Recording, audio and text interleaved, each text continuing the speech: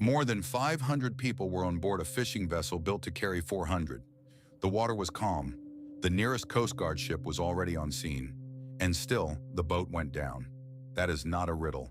It is a documented fact from one of the deadliest shipwrecks in the modern Mediterranean.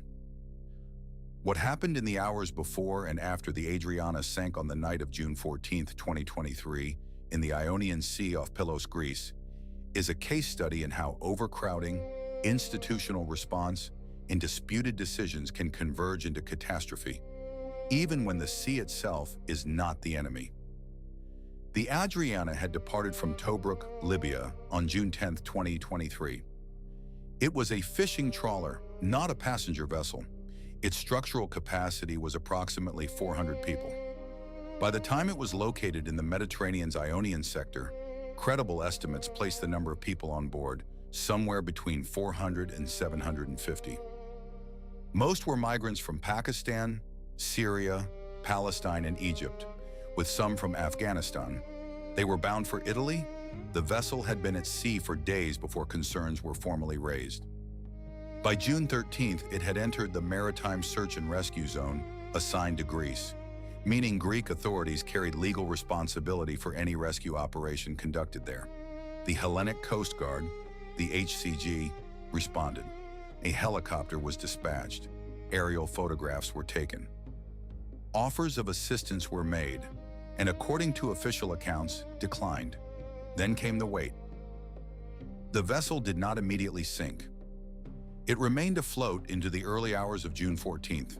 The HCG vessel designated PPLS 920 was present at the scene. By some accounts, it maintained an observer position rather than initiating a forced intervention. The weather was described as calm. These conditions matter because they complicate any explanation that defaults to natural disaster. The Adriana was not overwhelmed by a storm. It was not struck by another vessel. It sank in conditions that offered, in theory, a window for action. Shortly after 2 in the morning local time, the Adriana capsized and went under.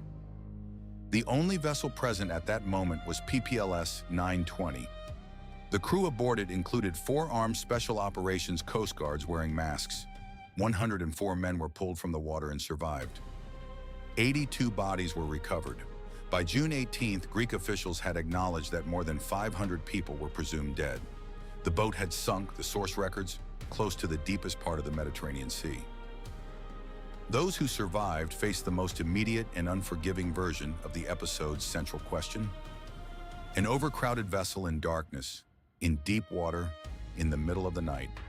No life jackets distributed in sufficient numbers for those aboard. The choices available to any one person in the water were defined entirely by what their body could do, how close rescue personnel were, and how quickly the operation scaled. The source record does not describe individual decisions in detail, and this narration will not invent them. What is verifiable is the scale. For every person rescued, roughly 5 did not survive. That ratio is not incidental. It reflects the structural conditions before the ship went down.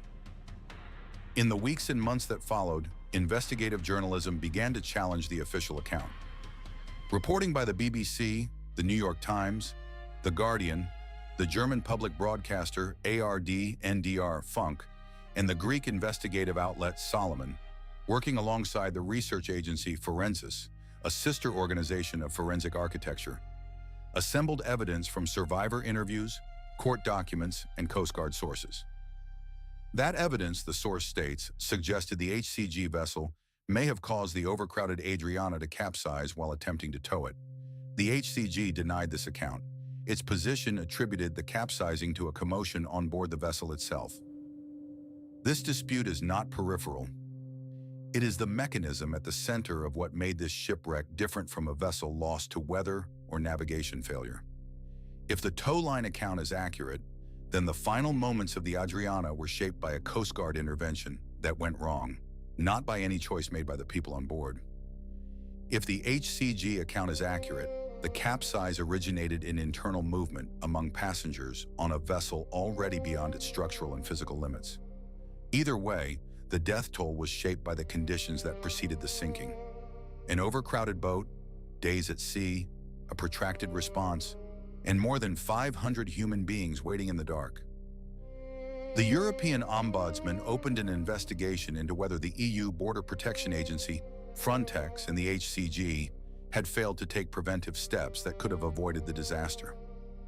Both Amnesty International and Human Rights Watch, reviewing the case a year after the sinking, criticized the slow pace of official investigations. The accountability process, identifying who made which decision, at which point, and with what consequence, remained incomplete as of the date this source material was compiled. What the Adriana case documents at the level of verified fact is a specific and documented failure of multiple systems at once. The vessel was carrying roughly double its safe capacity. That fact alone placed every person aboard in immediate danger before any Coast Guard contact was made. The migration route from Libya to Italy transits waters that are both heavily monitored and legally complex, with rescue responsibility distributed across national and European-level agencies in ways that can slow coordination. The Adriana was tracked, it was photographed, assistance was offered, and still over 500 people went into the water in the middle of the night in one of the deepest parts of the Mediterranean. The 104 survivors were rescued. Their survival was not a function of individual heroism or a single correct decision. It was a function of proximity to the rescue vessel, physical capacity to stay afloat, and the speed with which the rescue operation eventually moved. The 82 bodies recovered represented only a fraction of those lost. The majority of the dead were never found, the source confirms, because the boat went down near the deepest point of that sea. What this case demonstrates is not a general lesson about what to do when a ship sinks. It demonstrates what happens when the conditions leading up to a disaster accumulate without intervention, when an overloaded vessel is allowed to remain at sea for 4 days, when legal and institutional ambiguity shapes the pace of response, and when the final moments are disputed by the only parties with direct knowledge of them. The impossible choices the Adriana's passengers faced were not made in the water. They were made or deferred across the 4 days before the boat went under, in decisions about departure, capacity, response, and authority that no individual on board could control. The investigations have not concluded. The question of exactly what caused the capsize, tow attempt, or internal commotion remains formally unresolved. That unresolved question is, in itself, part of what this case documents. A disaster of this scale, with this many dead, producing an official account that multiple credible journalistic organizations found reason to dispute, and an accountability process that human rights organizations found too slow to trust. More than 500 people presumed dead, 104 survivors, and the sea still holding the rest.